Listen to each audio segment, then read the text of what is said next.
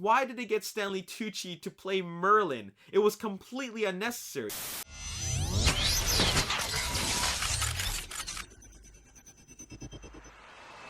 What's up, Ragin Nation? My name is Alex Yu, and let's talk about last night. This is just a web series we're talking about Transformers last night. This is episode number 4, and I want to start off this episode with birthday shoutouts. They go out to Jason Major, Spidey Max Myers, and Landon Harris. Happy birthday to all y'all. Hope you have a good one. Thank you for being part of the Ragin Nation. I also want to say what's up to Nathan. Nathan today stopped by my favorite Transformers store, Ages 3 and Up, ages3andup.com, and he's a real cool kid because he bought Voyager Class Hound. Congratulations on your purchase. I'm sorry I wasn't there to meet you, but I think you're really cool and you're awesome for supporting my favorite Transformers store. So thanks for stopping by and thanks for being part of the Ragin Nation. Alright, finally, the last shout out goes out to Miguel Ruiz, and I just want to read you this comment right here. Alex, I love your vids. Your videos give information to write opinion essays at school, and I got an A+. I wrote about the Transformers Cinematic Universe and the budgets and other stuff. I like that. You deserve millions of subscribers. Thank you for all your information. No, thank you so much for being a loyal supporter of the Ragin Nation, and congratulations on getting an A+. So that sounds awesome, and I'm glad that what I've been saying in my videos has been such a positive influence even on your schoolwork. Anyways, let's talk about Transformers last night. And Transformers last night, I'm sure a lot of you guys have seen it. I'm sure a lot of you guys have seen it multiple times, but there are various parts of the world where they haven't seen it yet. As a matter of fact, today, right now, they just had the Brazil premiere for Transformers last night, mainly because it hasn't even opened in South America. It opens in South America, specifically Argentina, Brazil, Chile, and Mexico on July 20th. That's 10 days from now. As for the rest of the world, Israel, and Spain and Japan have Transformers last night opening in August, so they still have yet to see it, which is quite unfortunate because it's really hard to avoid spoilers because they're all out there. Anyways, we have moved into the third weekend of release for Transformers last night. I'm gonna give you guys a little bit of a box office update. After 3 weekends of release, Transformers last night has made just under 500 million worldwide. And to put a little bit of perspective on that, last weekend it was at $430 million worldwide. So that's just roughly a $70 million increase. It doesn't seem like it's doing very well domestically. As you can see right here, after 3 weekends, it has already dropped down to the number 5 spot at pulling in at only $6.3 million over the 3-day weekend. Of course, Spider-Man Homecoming has taken the number 1 spot, especially since it has dominated, or rather taken over, the IMAX screens.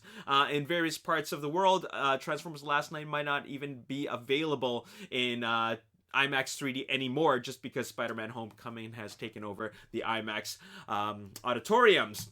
And just to give you a little bit of kind of a look at how it was doing, or how it has been doing over the last 3 weekends. It opened at 68 million, then it moved on to 101 million, then a 109, and then 118. So it's just it's not even gonna reach $150 million domestically. I made a prediction for the box office that it would reach $190 million domestically, but it's not even gonna reach that. As a matter of fact, I think it'll be even lucky to even make $140 million. And this is the most expensive Transformers live action film to date. It is budgeted at $217 million in its production budget alone. So yeah, it's gonna have to rely on its international box office, and I think that it'll just come under $700 million. So it's gonna make the least amount of money worldwide, which is quite unfortunate, but that's what happens when you get franchise fatigue. Anyways, moving on, I'm sure some of you guys know that I put out a poll on Twitter where I asked you guys, how do you feel about Transformers last night? It was a 5-day voting period, and I put in 4 categories, or rather 4 voting entries. It was awesome. I loved it. It was good, but it could be better. It was bad, but it had its moments, and what a complete mess. That means that you absolutely did not like it, and it was just like incomprehensible. So the final tallies are in. Final results are in with 1,200 votes. It looks like the majority of the people liked it. 38% loved it. 36% thought it was good. 60% thought it was bad. And 10% thought it was a complete mess. I would say that I would put myself under the 16%. It was bad, but it had its moments. But that's just me. A lot of people loved it, so what does it matter? In any case, Transformers last night, in some ways, is a success to many people, and it's still going to make a profit. All right. So, moving on, let's talk about what's next. Well, what's next is the Blu-ray release. There has been no word on when the Blu-ray release for Transformers last night will be, but I've seen Blu-rays get released in as early as 3 months after the theatrical release of the film. So if that is happening, then we'll probably see the release of Transformers Last Night on Blu-ray in as early as probably late September. Late September, I'm thinking we would see Transformers Last Night release on Blu-ray at the very, very earliest. Now the very first piece of artwork was shown, but I don't think this is legit. Check this out. We've seen this piece of artwork that's been circling around. Transformers Last Night Ultimate Edition Extended Cut, 40 minutes of never before seen footage, more story, more action, and I think this is just like a fan art concept. I don't think this is legit, and the main reason why is because I went on bestbuy.com or bestbuy.ca, and all the artwork for the domestic release of Transformers Last Night on Blu-ray is that of the Optimus Prime poster that we've seen, where Bumblebee's arm is on the ground. So that's the artwork for Transformers Last Night Blu-ray, not this one with Optimus Prime's head that is just fan art concept. And the releases consist of, well, there's the standard Blu-ray, there's the 3D Blu-ray. Of course, you're gonna have to have a 3D Blu-ray, mainly because they really emphasized that this film is gonna look fantastic in 3D because it was filmed with IMAX 3D cameras. There's also, of course, the 4K release, which is a pretty standard thing now, especially for big movies like this. And then there's the Steelbook release, which will include the the Blu-ray. I'm pretty sure it includes the regular Blu-ray. Of course, you get the 4K Blu-ray. I'm pretty sure there's a special features disc, and then there's the digital copy. And what I'm a little bit disappointed about is that I was hoping that the Steelbook release would include the 4K release and the 3D release of the film.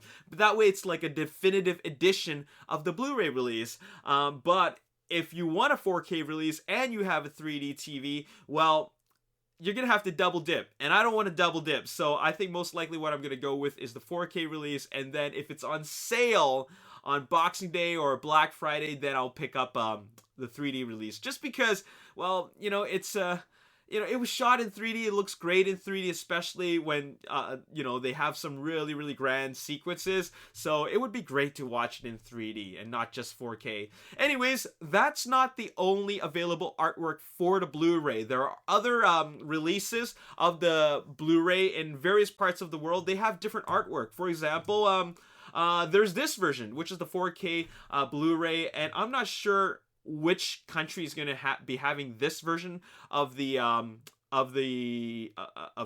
Blu-ray. I mean, of the artwork. I don't know how you can obtain this version, but for I believe this is the German release of the film. The Steelbook edition actually is released on, or rather being pre-ordered on Amazon, and the Amazon Germany site, and they have this version of the Blu-ray cover, and it's slightly different. And then I was on the HMV website, and they also have this Steelbook edition as well. And this is exclusive at HMV, and you get this Steelbook artwork, and it's going to be different from the Best Buy artwork. So there you have it. So that's what's going on with Transformers Last Night on Blu-ray. Hey, right now, what I want to do is I want to follow up on my previous episode talking about Easter eggs, and a lot of people have mentioned in the comments that there are some Easter eggs that I missed out on, and I'd like to talk about some of them, such as, for example, Skylar Bailey mentioned, why was it that the guy who plays Santos was announced as Merlin, but ended up being Stanley Tucci? So I don't know where they went wrong with that. There was an interview from Empire magazine, and the interviewer mentioned that Merlin was going to be played by Santiago Cabrera. I think he made a mistake. Stanley Tucci was in fact the actor who played Merlin. Well, that is an Easter egg within itself. So it's not Santiago Cabrera, it is Stanley Tucci. But the thing is, why did they get Stanley Tucci to play Merlin? It was completely unnecessary. It didn't need to be played by Stanley Tucci. And if you are an avid follower of the Transformers movie franchise, the fact that they had Stanley Tucci play Merlin is just completely confusing. It's unnecessary, but it's confusing because does that mean that Stanley Tucci is part of that whole like bloodline with Merlin? You know, does he have any relation to Vivian Wembley? That doesn't make a whole lot of sense. It's completely unnecessary, and I think it's just Michael Bay wanting to work together with Stanley Tucci again, who the actor Judge Churl, Seymour Simmons. Like Seymour Simmons, I thought like his character was completely unnecessary, and it's just like the way they casted Stanley Tucci as Merlin. It's unnecessary, but that in itself is an Easter egg. Wolverine says, "Hey Alex, look at Day Trader's waist. It looks like the Matrix of Leadership." I'm going to take a look at it right now. It does look like the Matrix of Leadership. It really does. Look at that shape right there, right on his waist. And I think that would be an Easter egg. That really is an Easter egg. But then I watched Transformers Last Night for the 5th time last week in IMAX 3D, and then I looked at it, and then when I looked upon closer inspection, while it doesn't look like that, when I did watch it on the screen, it doesn't really actually look like the Matrix of Leadership. But I do think that is still thrown in there as a bit of an Easter egg. So it doesn't mean that Day Trader has the Matrix of Leadership. It's just that it's just the shape of it. But I think that they wanted to throw that in an Easter egg for G1 fans if they were able to spot it with their really good eyes. So you have a good eye and you're able to notice that the Matrix of Leadership is there. But it's definitely not the Matrix of Leadership from the live action movie universe, because that looks completely different. That's the G1 Matrix of Leadership. Another thing that I thought was pretty interesting, and it's not really an Easter egg, but to kind of just maybe it's just really product placement. Kate Yeager's wearing a gray tank top with the HMS abbreviation there. HMS. That's for the HMS Alliance, which is the sub that they're in. And if you notice, when you watch this film, there are a lot of wardrobe changes. And I'm just thinking a lot of what takes place in Transformers Last Night happens over the course of, I would say, 2 days, 3 days at most, but it just feels like everything's happening in one day. And I'm just thinking, why did they go through all these wardrobe changes? It doesn't make a whole lot of sense. And how on earth did Kate Yeager pick up an HMS Alliance tank top when he was wearing what he was wearing, which is like a shirt and a leather jacket? Did he just happen to stop by the gift shop at the submarine museum and then he pick up a tank top? So that's pretty funny. This is an Easter egg that I actually mentioned before before the movie came out, and that is this shot right here of Izzy on Hound's shoulder is obviously an homage to Transformers Prime, where Miko is sitting on the shoulder of Bulkhead. And also, this was mentioned by a lot of people that the Optimus Prime kick to Megatron is an homage to the 1986 movie where Megatron flies out through Unicron and flies through space. So that is obviously an homage to that, and a little bit of an Easter egg. And also, this is something that I completely didn't even pick up on. One of the knights actually said to Optimus Prime, he says, "The punishment is death." And that is obviously an Easter egg for the Quintessons, because the Quintessons in 1986 movie are like judges, and then they would state what the punishment is, and then before whoever's on trial fell into the Sharkticon pit, they would say the punishment is death. So it's so cool that they actually added in that line. And finally, this is something interesting. Obviously, Starscream's head was an Easter egg, but if you remember from Transformers Dark of the Moon, Starscream actually wasn't beheaded with his head intact. His head actually blew up. So there's no way Starscream's head would have appeared intact like that. There's no way. It was completely blown up unless somebody fixed it. So that's a little bit weird, a little bit of a continuity issue, but still, it's kind of cool that they decided to add that in. Finally, last thing I want to do is give a big shout out to James Lay from Taiwan, because what took place in one of these malls in Taiwan is that they had the Transformers exhibit, and it's pretty amazing. And I'm just going to share with you some photos. Here is a giant Grimlock statue, and I believe this is a Prime 1 Studios statue of Optimus Prime. So detailed. Look at Bumblebee. Here's Bumblebee. That's obviously his I guess this is an earlier version of Bumblebee, because I don't really recognize the chest, because the chest is one that I haven't seen in a very, very long time. I actually think it's the Revenge of the Fallen chest. And then following that, it's a life-size Squeaks, and there's a little bit of a timeline for the previous films. And here is, this is really, really cool. Here's the Transformers Last Night Optimus Prime giant statue.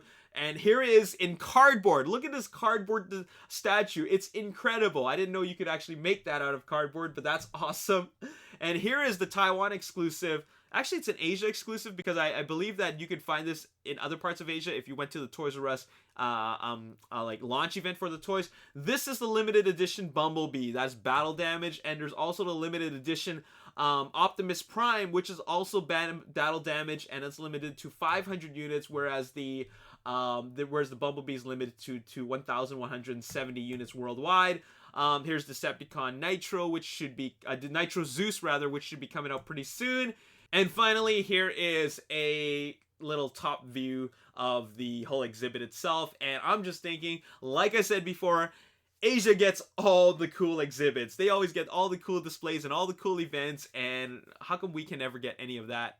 Anyways, thank you so much for sharing that with me, James. I really appreciate it. That is awesome, and there you have it. Anyways, I said that I would do the question and answer episode. That's actually coming up next. That's episode number 5 of About Last Night. I got all your questions, and I'm going to answer as many as I can. And so stay tuned for that. That's coming up next, and you should be seeing that on your newsfeed pretty soon. All right. As always, if you enjoyed this episode and you want to see more, hit the like button, subscribe to the YouTube channel, like me on Facebook, The Ragin Nation. Also follow me on Twitter, Ragin Nation. My name is Alex Yu. Thanks for watching. I'll see you next time. Peace. The idyllic life of these two is interrupted by the evil Decepticons. And how are they going to be able to deal with the problem without Optimus and without everybody else?